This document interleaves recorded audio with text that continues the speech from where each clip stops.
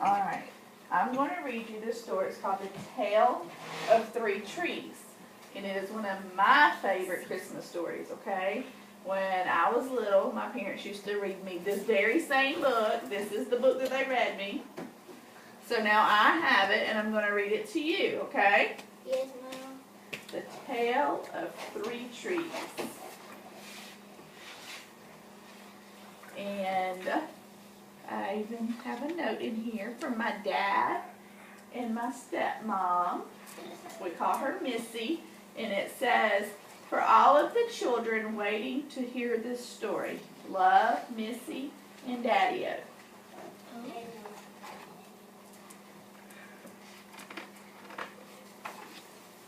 For generations, the tale of three trees has been handed down to children from parents. It's been retold in churches, at Christmas, and at Easter. It's even been set to music and sung. As is often true of folk tales, the originator is unknown. To this person, I am deeply grateful. Once upon a mountaintop, three little trees stood and dreamed of what they wanted to become when they grew up.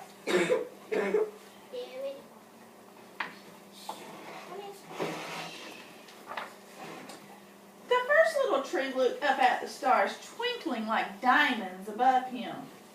"I want to hold treasure," he said. "I want to be covered with gold and filled with precious stones. I will be the most beautiful treasure chest in the world."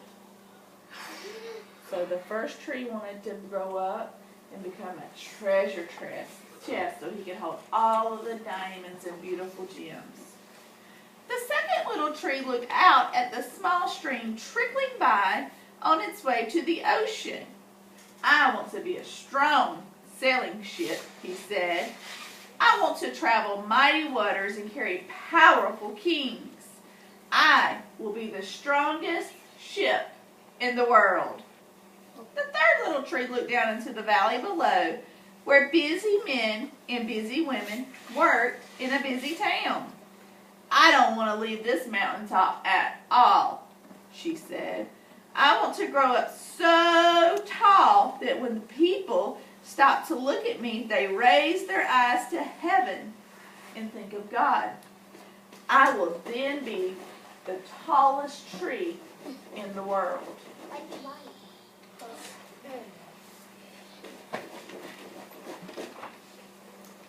Years passed. Rain came. The sun shone, and the little trees grew tall. One day, three woodcutters climbed the mountain.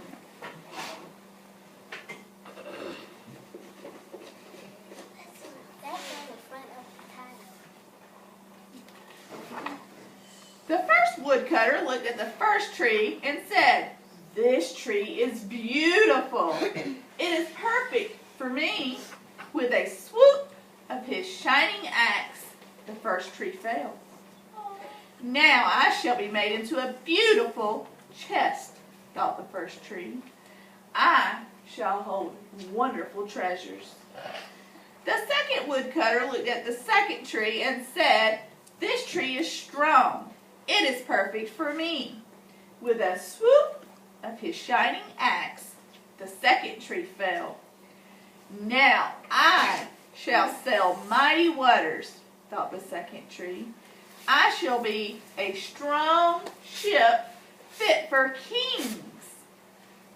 The third tree felt her heart sink when the last woodcutter looked her way. She stood straight and tall and pointed bravely to heaven. But the woodcutter never even looked up. "Any tree will do for me," he said. With a swoop of his shining axe, the third tree fell.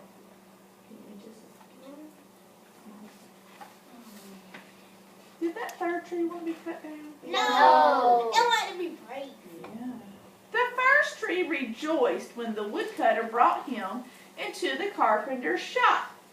But the busy carpenter was not thinking about treasure chests. Instead, his work-worn hands fashioned the tree into a feed box for animals. The once beautiful tree was not covered with gold or filled with treasure.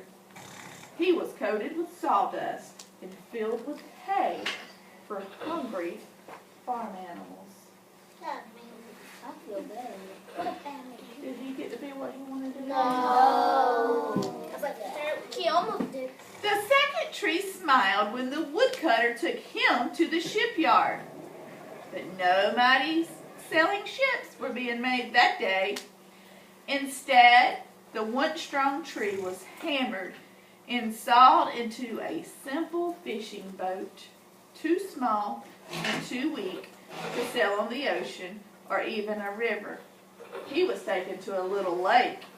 Every day he brought in loads of dead, smelling fish. Ew. He get to become what he wanted to become. So that's a tree made out of a boat? The third tree was confused when the woodcutter cut her into strong beams and left her in the lumber yard. What happened? The once tall tree wondered. All I ever wanted to do was stay on the mountaintop and point to God. What you got? Oh, she got chopped into it. Many days and nights passed. The three trees nearly forgot about their dreams. But one night, a golden starlight poured over the first tree as a young woman placed her newborn baby in the feed box. I wish I could make a cradle for him, her husband whispered. The mother squeezed his hand and smiled as the starlight shone on the smooth and sturdy wood. This manger is beautiful, she said. And suddenly, the first tree knew he was holding the greatest treasure in the world. What's he holding? Jesus. Lord. Did he get to hold the treasure? Yes. Did he get to hold diamonds? No. Did he get to hold gold? Is what he held more important than diamonds or gold? Yes. Is God. No. One evening, a tired traveler and his friends crowded into an old fishing boat.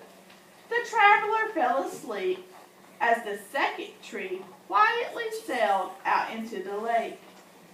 Soon a thundering and thrashing storm arose. The little tree shuddered. He knew he did not have enough strength to carry many passengers safely through the wind and the rain.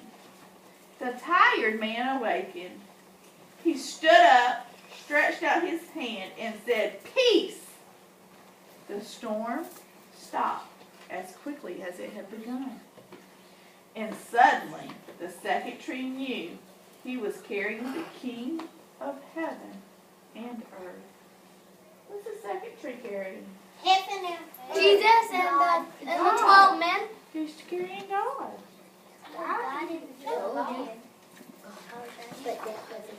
One Friday morning, the third tree was startled when her beams began being yanked from the forgotten woodpile. She flinched as she was carried through an angry, jeering crowd. She shuddered when soldiers nailed a man's hands to her. She felt ugly, harsh, and cruel. What's happening to the third tree? Aaliyah? I think it's growing back. Think it's growing back into a tree? Daryl, what do you think happened to the third tree?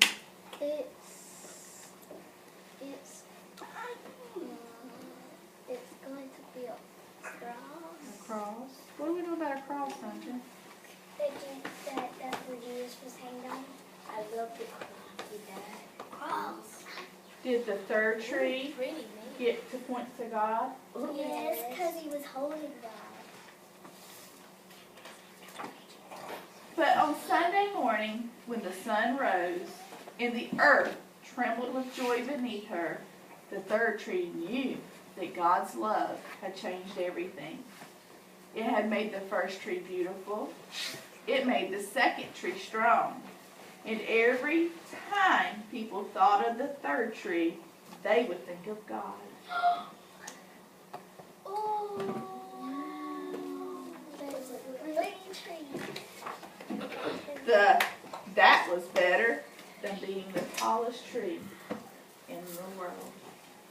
Did the first tree end up getting what he wanted? Yes. Did the second tree get Yes. what he wanted? Yes. Did the third tree get what we Yes. wanted? Yes. So could we say that we learned that just because we don't get exactly what we want doesn't mean that we're not going to get what we need? Okay? All right. You just gotta take what you got.